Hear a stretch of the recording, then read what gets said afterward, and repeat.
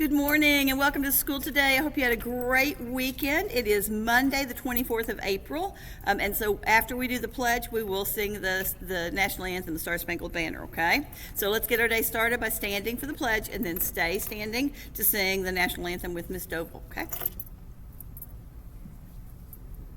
I pledge allegiance to the flag of the United States of America and to the republic for which it stands, one nation, under God, indivisible, with liberty and justice for all.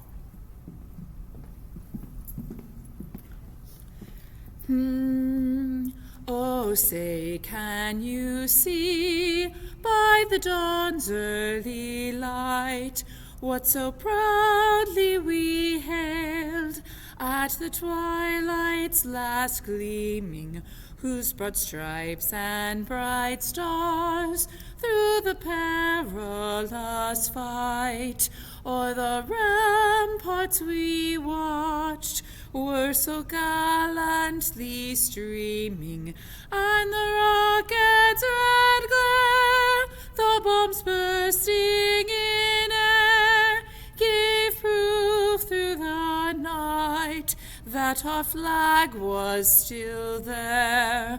Oh, say does that star-spangled banner yet wave o'er the land of the free and the home of the brave? Don't forget your talent show permission slips. I'll still take them tomorrow.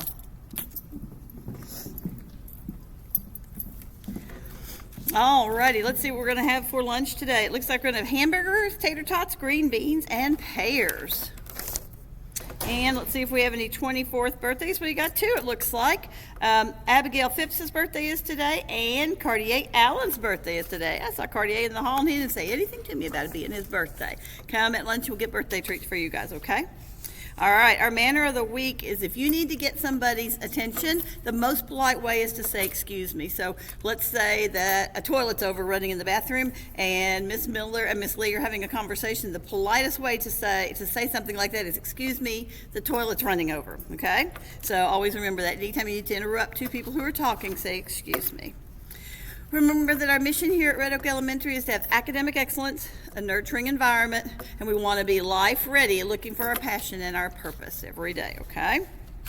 All right, let's see what our attendance looked like on Friday. 94, close. We've got hit lots of 95 days recently, so that's great though too. Second grade had our best for the week and they'll be dismissed first. Miss Houston's class reached 20 days of perfect attendance. I'll send you a certificate, Miss Houston. And Miss Miller's class hit 40 days, and I'll send something to you, Miss Miller, for your class as well. We only had 5 perfect attendance homerooms. That was Fannin Baker, Houston, McDermott, Miller, and Rowe. Good job to those homerooms for being here on a Friday. Sometimes Fridays are tricky. All right, so we have an idiom, 2 peas in a pod. Kind of means two of a kind. So like I had a best friend when I was in elementary school, and my mom would say, oh, you two are like 2 peas in a pod. It means that we are kind of just always doing stuff together. We have very similar interests, all that stuff. My best friend and I are like 2 peas in a pod, so we get along great. So a pea pod is, I don't know if you like peas. I like peas, but a lot of people don't. But before peas end up those little tiny green balls, they are in one of these little pods. So that's kind of where that comes from. All right, congratulations to Miss McDermott's class. They have completed their 7th Red Oak chart. And let's see, I think I might have I have an interesting fact for Miss Ella. Cockatoos can mimic, and that means if you are mimicking something, you're making the same sounds or the same actions. The sounds of other people, and animals. So if you have a cockatoo at home, it's a bird, they can make the same noises that you're making. You probably have seen birds like pirate shows often have Polly in it, and they says Polly wants a cracker, things like that too. So, but mimic, and then the word mime kind of comes from mimic too. So I watched a movie with a mime over the weekend. Interesting. All right, I got some Red Oak role model slips. Alicia Faulkner set a good example. Millie Jadrone was kind to a friend by sharing and cheering the classmate up. That was from Miss Smith in group. Cooper A. in Miss Rupert's class did nice work on the recorder. Lachlan had amazing hallway behavior. Owen McGinn worked hard on a spelling test. Carter S. in Miss Quinn's class had awesome attention and movement. Reagan Gillum set a good example, and so did Kate Reeves. Adrian Taylor worked super hard on his neat handwriting and staying on task. Got little pieces here. He went above to write 5 sentences instead of just 3. That's from Miss Mitchell, Miss Kayla. Blake Bain was a great role model for my class when we were doing an outdoor class project. Brixton McKinney was kind to another student who was feeling down. Maxim Velichko is always focused and does his best. He is a great role model. Sophia Torchlow made great connections to an article we read about Garrett Morgan. There's an elementary school in Lexington named after him. Maximiliano Herrera Rojas worked hard on an extremely hard math lesson involving dividing fractions. Zayden Powers worked well with another student. Darlene Aguilar was an active listener. She works hard to complete her lessons. Adeline Sweetek is always ready to learn. Catalea Mesa worked through a difficult passage in iReady. Whitney Jackson made great connections in math groups. Phoenix Pennington shared his Oreo cakesters with his friends. I didn't even know those were still a thing, Phoenix. I remember those when my kids were little. Stalin Houston did a nice job singing in music in Miss Houston's class, Adeline Mulkey was focused and worked hard to get her lessons done. Dylan in Miss Houston's class did a nice job following directions in music. Milo Simpson did a great job of explaining cause and effect to another student.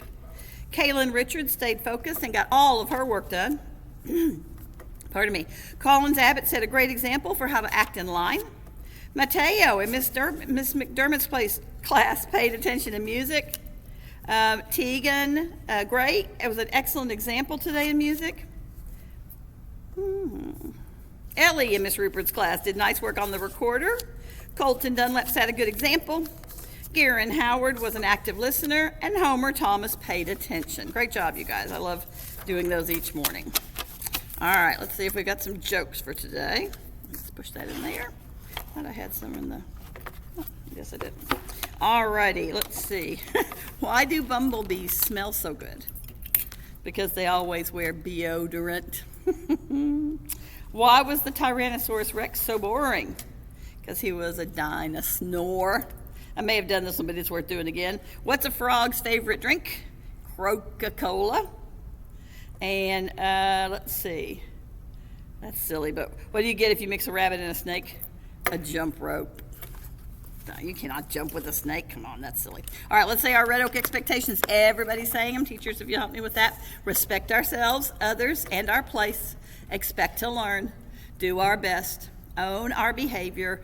Always treat others the way you want to be treated, and know we can. It is super important to me that you are kind to everyone here, there, and everywhere, that we keep our hands and our feet to ourselves. There is no reason to put your hands or feet or anything else on someone else. And then remember that our hallways, even though we're kind of creeping up on the ends of our years, we got lots and lots of work to do, so our hallways are silent places. Remember, if you see anything going on in the bathroom that you shouldn't see or that shouldn't be happening, please let a grown-up know, okay? Have a fabulous day. Do your work and do it well. I don't believe anybody's testing today. So, and then I'll see you guys in the morning. Love you guys.